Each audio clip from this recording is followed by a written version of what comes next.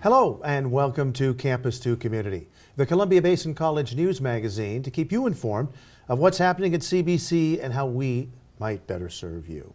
On our show today, we're going to be talking about some state grant programs that you may qualify for.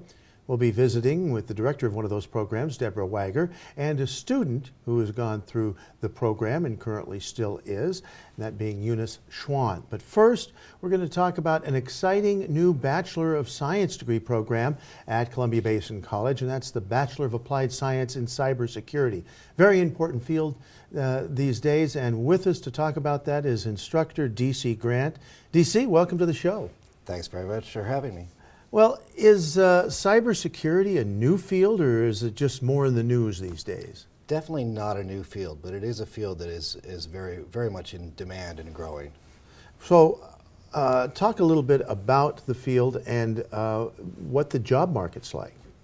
Well, the job market has been very good lately. As a matter of fact, I've heard some statistics stating there's zero unemployment in cybersecurity. I think that's a bit of a stretch, but I do know that it's low. There's a very high demand. So why is a bachelor's degree in cybersecurity so important? Well, traditionally, cybersecurity professionals all had master's degrees or PhDs.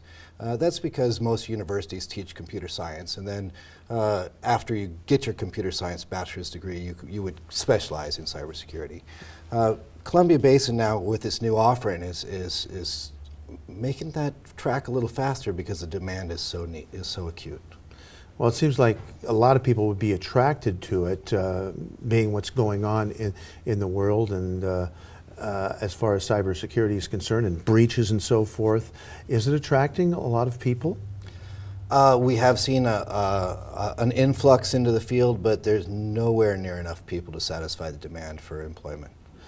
So what kind of people would fall into the category that might be interested in a career in cybersecurity? Well, people that are interested in cybersecurity are generally lifelong learners. They're people that love a challenge, but because the field is so diverse and so many specializations with cybersecurity, a lot of different people end up in this program or this field. What kind of qualifications to get into it would you recommend? Well, to get into the bachelor's program, you'll need an associate's degree. If you don't have an associate's degree, we do also offer an associate's in cybersecurity, as well as many other computer science associate's degrees, which would springboard you into the bachelor's program. But anybody with a little bit of a math program or background, has done a little bit of programming, and knows that they like technology, can easily qualify and get into the system. Oh, it sounds like an excellent field, and so for the 2-year, you're probably getting people coming right out of high school that you can. We have a very diverse student body. We've got people right out of high school, but we've also got veterans. We've got parents returning to the workforce after many years of raising their children. It's a very diverse field. Well, good luck, and here's to a good future for a lot of people in cybersecurity. Thank you very much. When we return, we'll be talking about some state grant programs at Columbia Basin College and some that you may qualify for right after this.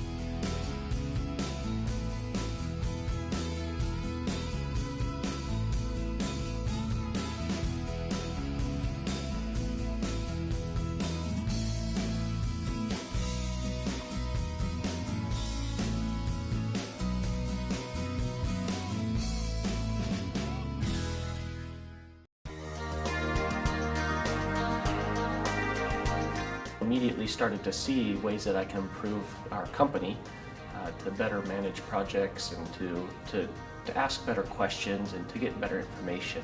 Do you think all project managers should just take this? In a way, anybody who works on any project should really have project management experience. It would really help if everybody understood the concepts and principles.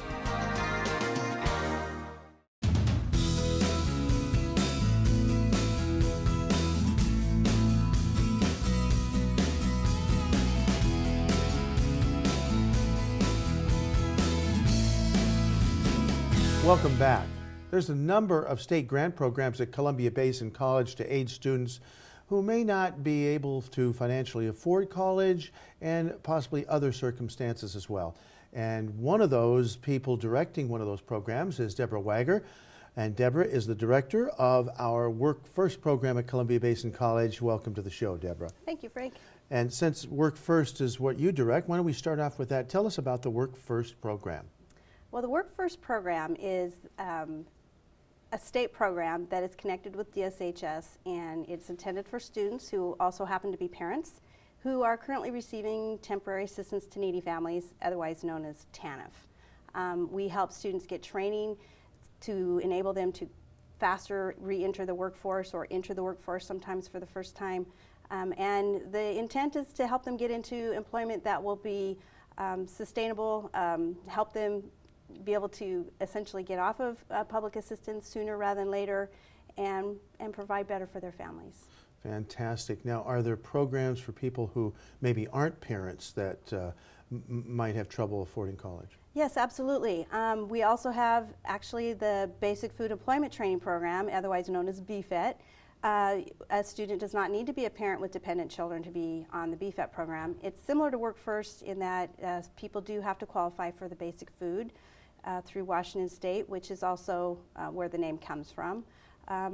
And they also have to be in vocational technical programs, which is also true for WorkFirst. We also have a program called Opportunity Grant that is totally for students who meet the eligibility requirements of income. They must be Washington residents. And they also have to be enrolled in a variety of programs that Opportunity Grant is able to fund. So what is the purpose of all these programs that the state's providing? Well, the purpose is, statistically, it's been shown now, especially with BFET, I can speak to, that students who are in this program have been more likely to both complete their education and later receive employment and get into the workforce. So primarily it's to give the resources to people that are in a tough place, really, and help them be able to focus better on their studies so that they can more likely succeed and complete their degrees or certificates. So what are some of the basic qualifications? I imagine low income? Yes, again, it depends on the program. So there is a variety, but we have a funding tool. It's called Workforce Eligibility Tool that you can look for on our website. And by answering about 20 various questions, it will then direct the student to let them know which of the funding programs they might qualify for. It's totally anonymous. They can even fill it out as many times as they want with as many variations to see if it changes any outcomes. But once they get to the end of it, it will make suggestions and give them contact information of who to call if they might qualify. Any idea how many students apply or get into these programs? Well, I can only speak at the moment to currently we're serving over 80 in the BFET program. How I wish I don't have the stats for Opportunity. Well, how soon do they need to apply to Well, get as in? we tell students, it's always better sooner than later. There is a process, and that's one of the things that we provide is a lot of assistance up front to help a student work through the process of enrollment, registration, starting with academic career advising. So the sooner the better, but we are enrolling people up to the last possible moment, essentially, for each quarter. Great. Deborah, thank you for being with us. You're very welcome. And you'll notice a website information on your screen to get more information. Now, we'll be back with one of those WorkFirst students to tell us how his career is going right now through the CBC WorkFirst program right after this.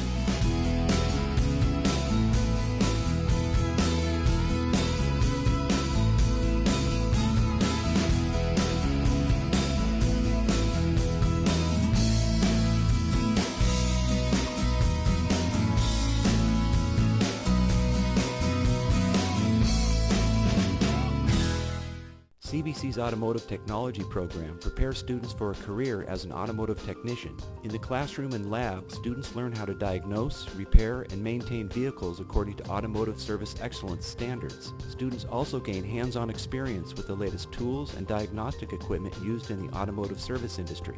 CBC's program offers an Associate in Applied Science degree or a one-year certificate in automotive technology. Rev up your career now. Enroll in CBC's Automotive Technology program.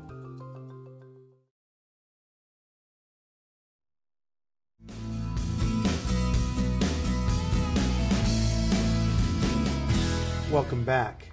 And we're talking about state grant programs, and one of the things we need to talk about is the people that go through them. And with us now is one of those students. His name is Eunice Schwan. And Eunice, welcome to Campus to Community. Thank you very much, Frank. First of all, you're in the WorkFirst program. Yes. How did you happen to come to get into that program and actually learn about it? Well, I heard about it through a friend. Then happens to be, I wanted to build a career for myself. I set up a goal. I could not think anyone else better than WorkFirst to help me to build my career. Mm-hmm. Fantastic. Now, you're in the automotive technology program at CBC. Yes, on second Why did year. you choose automotive?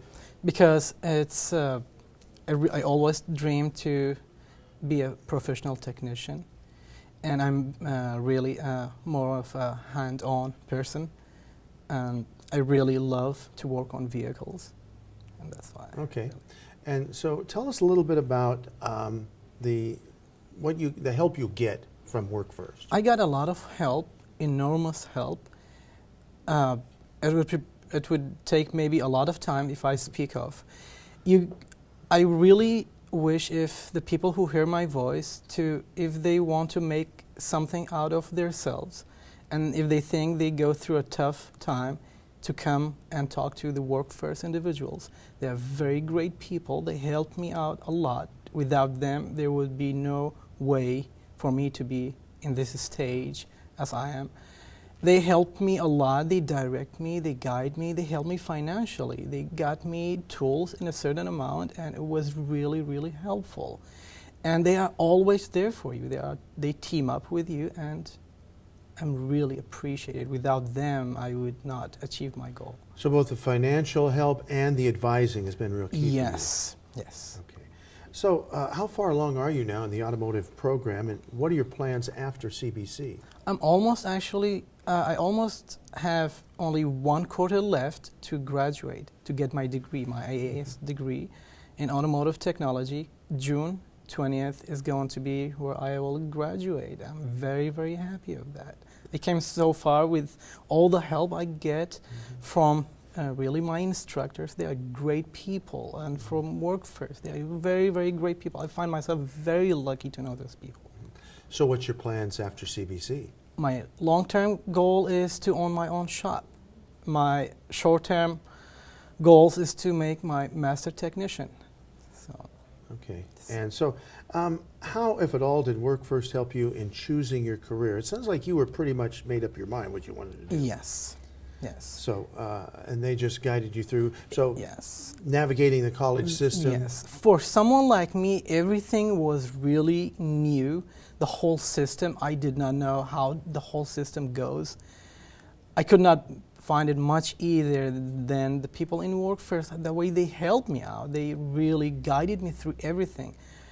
I owe them a lot. I wish if everyone else thinks they are serious into making something of themselves, and they look and seek for help, to go and talk to them, you're going to find them there always for you. They are in your side. They're really great people, very great people. Fantastic. Thanks, Eunice, and we're proud to have you as one of our students. Thank you very much. Appreciate it. And thank you for joining us, and that's Campus to Community. See you.